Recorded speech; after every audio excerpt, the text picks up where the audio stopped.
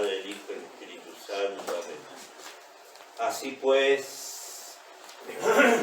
Así pues, los últimos serán los primeros y los primeros postreros.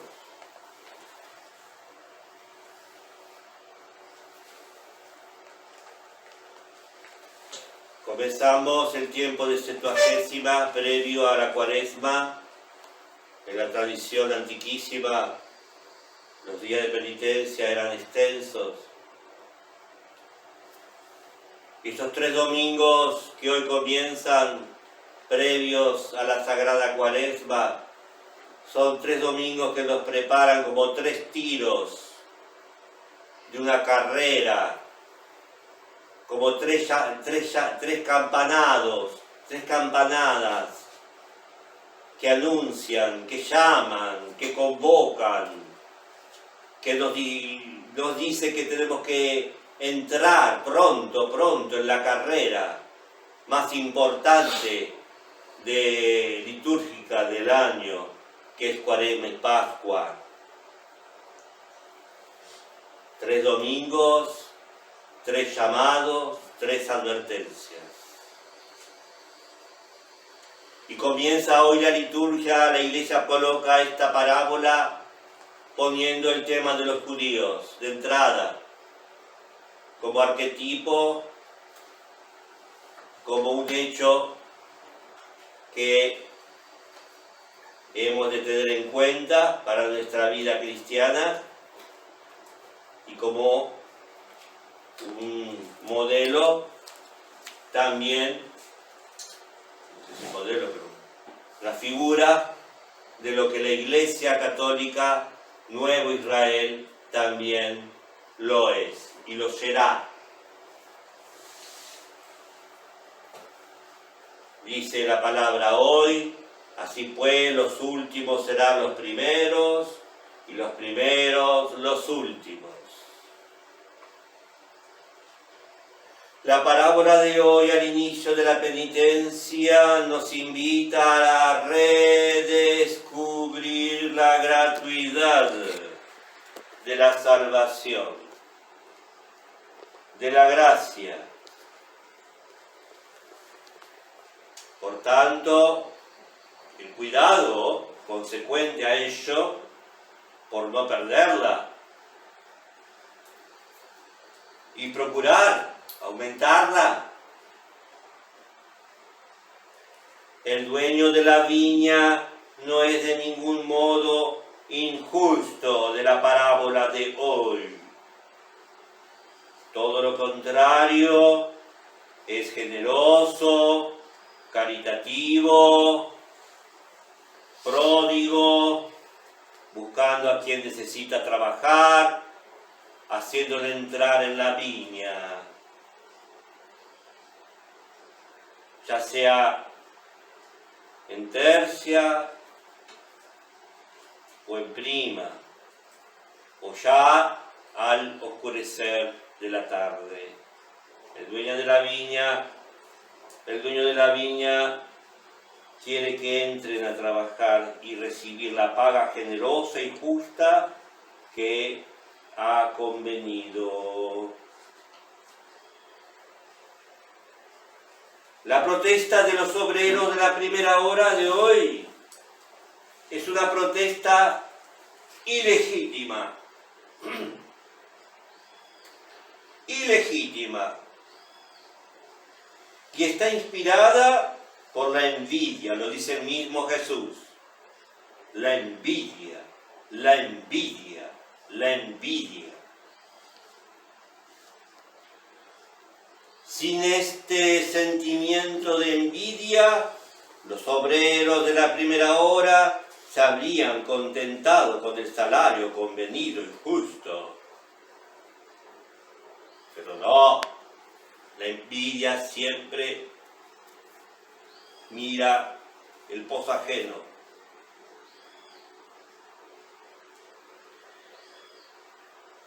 De lo profundo de la envidia surgen 2 actitudes nuevas que se traducen en la parábola de hoy. Una, hacia sus compañeros, queja a sus compañeros, la envidia. Compañeros pobres que no hicieron nada mal, sin que ellos hayan cometido ninguna falta alguna, nada. Queja. Primera actitud de la envidia. Segunda, el espíritu de rebelión. Rebelión, toda revolución tiene algo de envidia de lo que tiene el otro. Bajo las apariencias de justicia social, igualité, fraternité, liberté, sí, pero hay envidia.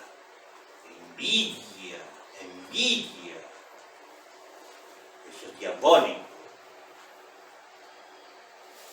Y aquí aparece en esta parábola atribuida al pueblo judío y también a nosotros.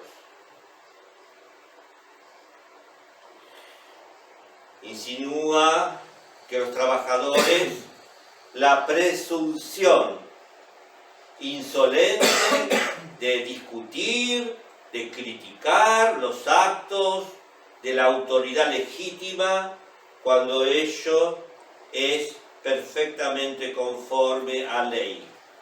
Rebelión.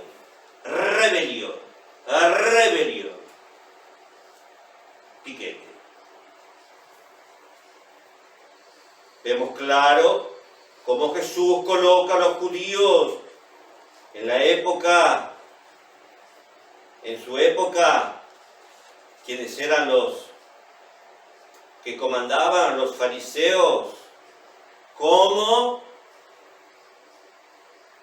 aquellos obreros de la viña Israel de la primera hora.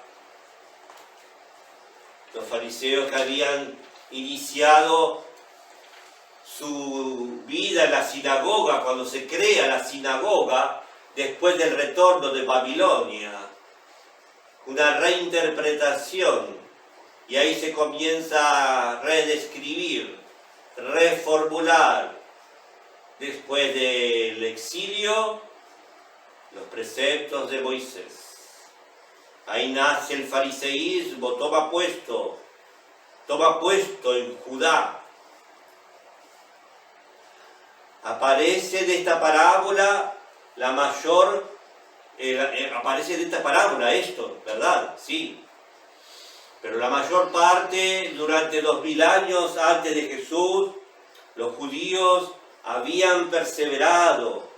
Los israelitas que rogaron, sufrieron, perseveraron y observaron la ley, el contrato de la antigua alianza. Dios cumplió lo prometido. Lo trabajado se paga. Lo prometido es cumplido, enviando a Jesucristo el Mesías en el tiempo oportuno. La paga está allí. Los denarios están allí. La salvación está allí. Para aquellos que bien guardaron la palabra de Dios. Como habían profetizado los profetas. Pero, llegado el Mesías finalmente para la paga, la mayor parte del pueblo judío de la época de Jesús, drama, no lo recibe. Como dirá San Juan en el prólogo, aquellos que lo conocían, aquellos que lo recibieron, aquellos que eran suyos, no lo recibieron. Pero aquellos que lo recibieron, aquellos que fueron hijos de Dios, hubo un rechazo al Mesías, a la paga de parte de la mayoría del pueblo, dirigido por sus jefes, como dirá San Agustín. el pueblo sigue siempre a sus jefes, como ahora, como ahora, como ahora, en lo social y en lo religioso, como ahora, como ahora. ¿Quién comanda la apostasía? El clero, el clero, el clero, como antaño también. Jesús es rechazado por la mayor parte de ellos. No quisieron al Mesías una vez llegado. La gratuidad, la magnificencia de Dios que cumple sus promesas de salvación, su paga. Israel tenía todas las gracias, toda su historia de milagros, toda historia de favores de parte de Dios, intervenciones maravillosas. Pero Israel se levantó contra su Salvador. Esto merecía castigo, justicia. Pero las promesas debían cumplirse. Así todo, de hecho, se cumplieron. Aunque es una profecía también a futuro, también fue un hecho material en el año 70 el cataclismo, el castigo y la apostasía. Hoy, ay de vosotros, dirá Jesús, 8 veces, los otros 8 ayes, los otros 8 ayes, ay, de Jesús. Ay de vosotros los fariseos y escribas hipócritas.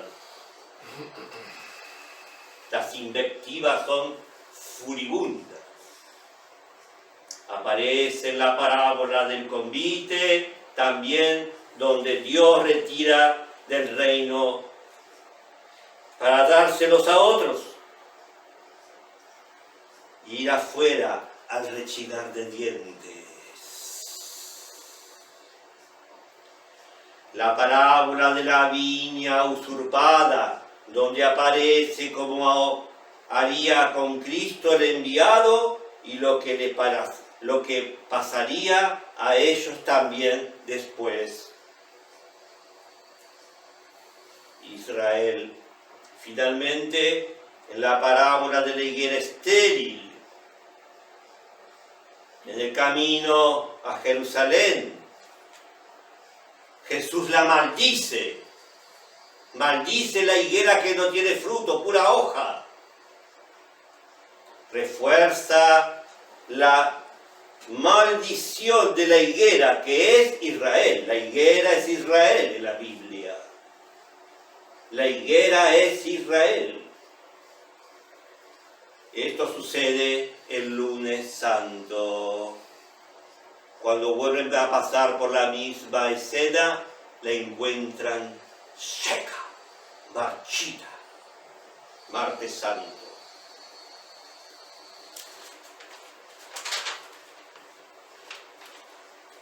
El fariseísmo, como dice el padre Castellani, es el pecado más grave. ¿Por qué? ¿Por qué? Porque es la corrupción de lo mejor. La corrupción de lo mejor, o sea, de la religión. Los judíos rompen el pacto, como la parábola de hoy. Al final hay una profecía, una promesa condicionada a futuro, la conversión del resto de Israel en la parucía, al final de los tiempos, como nos dice Pablo en Romanos 11. Retomarán el olivo. El olivo será injertado, también el olivo simboliza a Israel. Es una planta. Se retoma y se injerta ahora en el olivo que quedó fiel. Al final de los tiempos va a haber un grupo que son los mesiánicos, Los judíos mesiánicos no tienen nada que ver con lo que nosotros conocemos de judaísmo, que tampoco son judíos, son sionistas. Son sionistas. Son sionistas. El sionismo no es judío.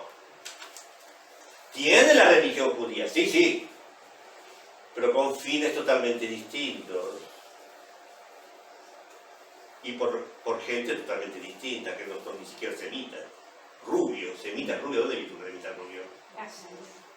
Rubio, con ojos celestes. Esos vienen de Ucrania, de Alemania. No son judíos, son házaros. Yo lo vi la cara. El judío no tiene nada. Rubio. El judío es semita. El semita es la misma raza de los árabes, de los palestinos. ¿Algún palestino es rubio? No.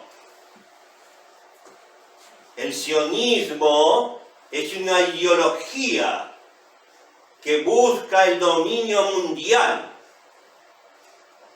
bajo la capa, usando a Israel. Lo usa. De hecho, Israel es esclavo del sionismo. El actual Estado de Israel está esclavizado a la rastra por el sionismo, los házaros. Entre esos grupos que hay muchos están los mesiánicos, que coinciden totalmente con nosotros en las predicciones, totalmente con nosotros. Falta que un empujoncito. Hay un grupo que se llama los judíos mesiánicos. Hay aquí en Argentina, hay también en Colombia, hay muchos más. El problema judío, entonces, viéndolo así, en el fondo es un problema de religión, no de pozos petroleros, no de kibús, no el derecho a un lugar.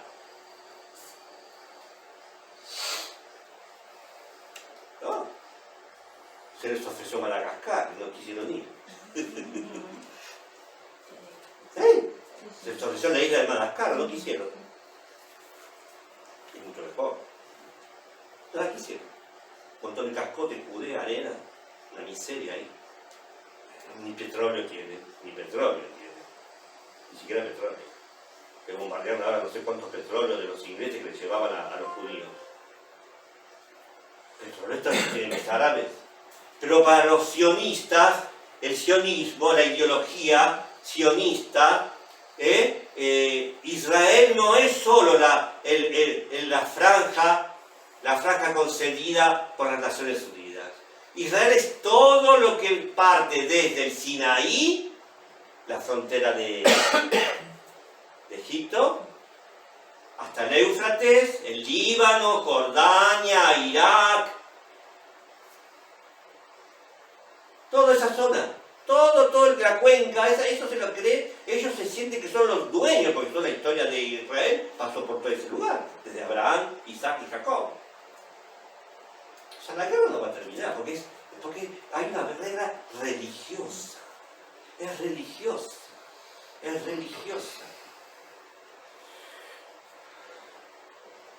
Primero, ¿por qué? Porque los judíos cometieron deicidio.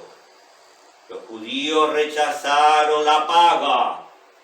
Los judíos se rebelaron. Los judíos crucificaron al Mesías. Segundo,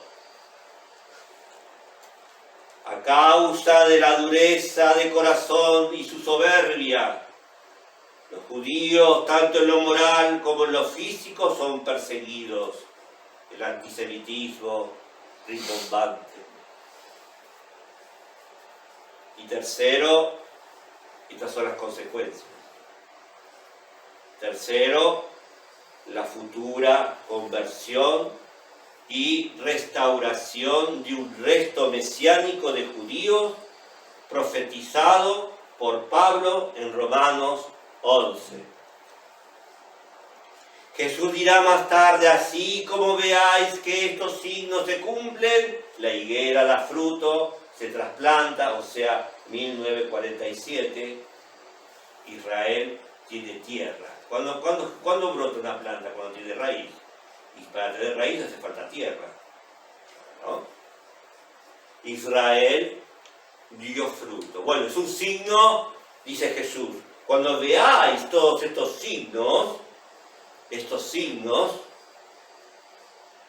la higuera brotar, figura de Israel, será el fin. El segundo fin. La segunda venida de Cristo. Con todo un proceso a desarrollar. También para nosotros, queridos hermanos, una gran advertencia, como a los judíos de ayer, de poder perder la gracia, la alianza, las promesas bautismales, la fe, la pertenencia al cuerpo de Cristo, que no está comprada, no está asegurada, es gratuito. Gracia gratis data. La iglesia es el nuevo Israel. Jesús dirá, se repite la misma advertencia, el mismo peligro, la misma apostasía, la misma rebelión. Dirá, cuando yo vuelva, al fin, encontraré fe sobre la tierra, significa que la Iglesia Católica Apostólica Romana también caerá en el pecado de la primera apostasía, del primer Israel, el pecado de la sinagoga, el rechazo del Mesías. La futura conversión y restauración está también prometida. Jesús dirá más tarde, así, cuando veáis que estos signos se cumplen, la higuera brotar, figura de Israel, será el fin. También para nosotros es la advertencia, como a los judíos de ayer, de poder perder la gracia, la fe, el ser despreciados por Dios. La iglesia es el nuevo Israel. Cuando yo vuelva, encontraré fe sobre la tierra. Este desprecio a Dios de los elegidos de ayer y también de hoy, lo comenta muy bien San Agustín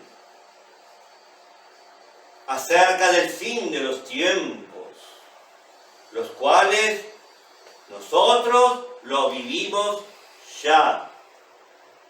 No hay dudas. Dice San Agustín, cuando se oscurezca el sol y la luna no dé más su brillo y las estrellas caigan del cielo y las fuerzas de los cielos se estremezcan, la iglesia no aparecerá. Lo vemos el desmantelamiento bergogliano de la Iglesia Católica. Es el desmantelamiento, se termina algo. Chao parroquias, van a desaparecer las parroquias, los obispados, las órdenes religiosas. Todo lo que nosotros hemos conocido como institución visible, se desploma y se va a desplomar y ya está a pasos agigantados. Bergoglio puso el acelerador, un desmantelamiento brutal, un cambio que ya venía de antes, pero bueno, ahora tiene cancha libre.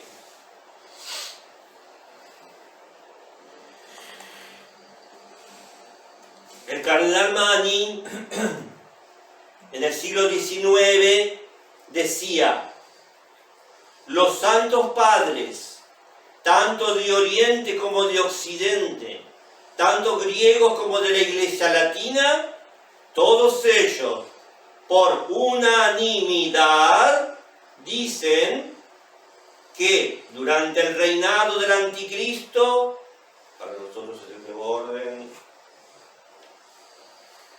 durante el reinado del anticristo, el santo sacrificio del altar cesará visiblemente. Ya lo vemos, ya lo vemos. El gran apagón, no de electricidad, Entonces, la electricidad no es el problema, No, eso no es el problema. El apagón de la fe. Aún de los buenos, aún de los buenos, aún de los buenos.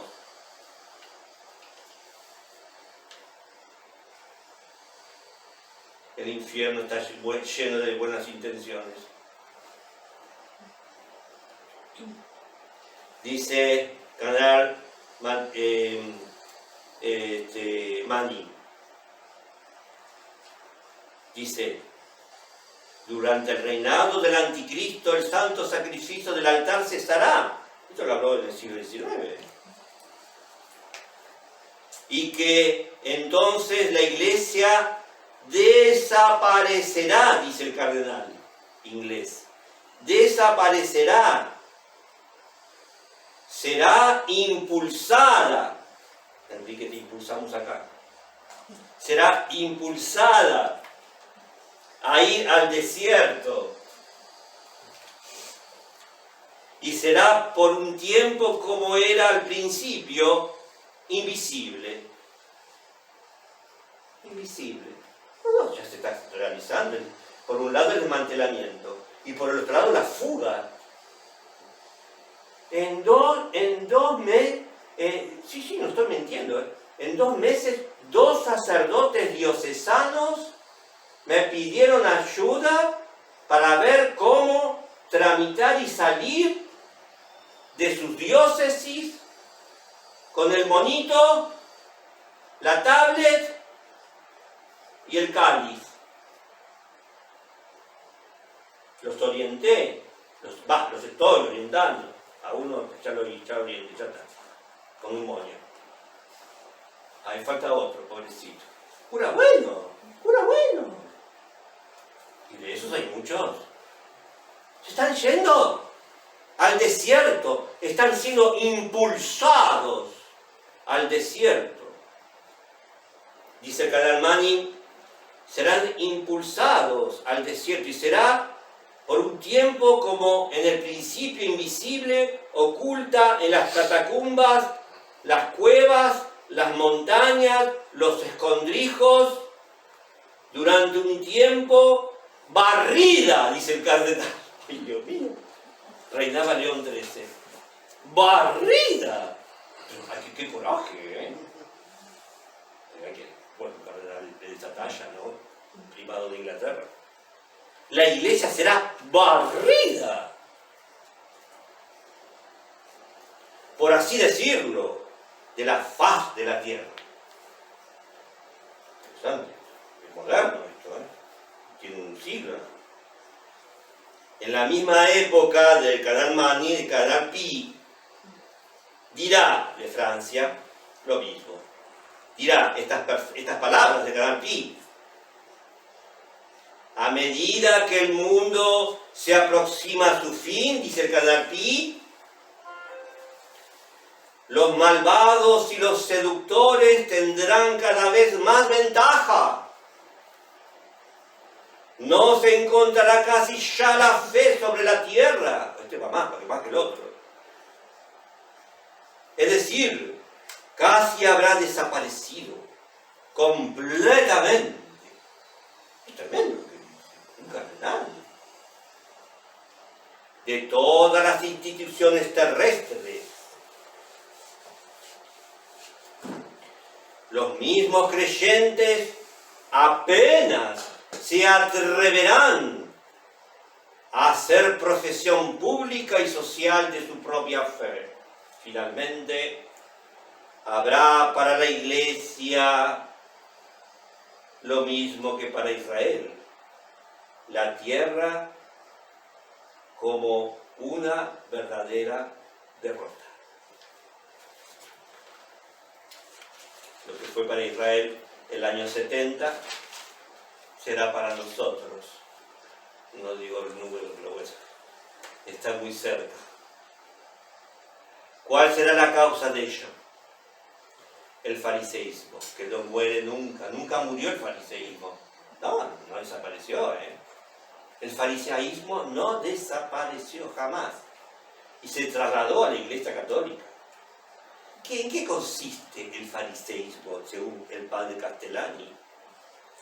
Es una ceguera religiosa, un engreimiento, son palabras de él, engreimiento, acá estoy yo llevando pecho, como le hicieron a Jesús.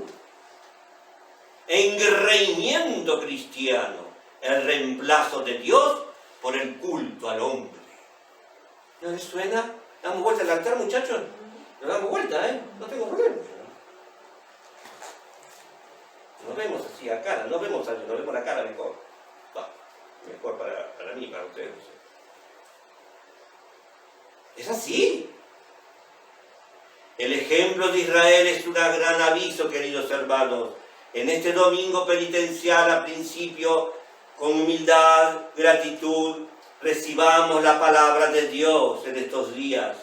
Evitemos esta ceguera espiritual, este letargo, decaimiento, flojera, modorra espiritual, que nos conduce a la apostasía, al decaimiento, al abandono, que de golpe un día podría causarnos nuestra completa caída. Pidamos a la Santísima Virgen que a gritos y llantos nos está avisando en todas estas apariciones de los siglos que ahora terminamos, en último tiempo, que nos advierte de la urgencia de despertar la fe, conservarla, al menos cuidarla, porque su Hijo ya viene. Ave María Purísima. Sin pecado, gracias a Dios.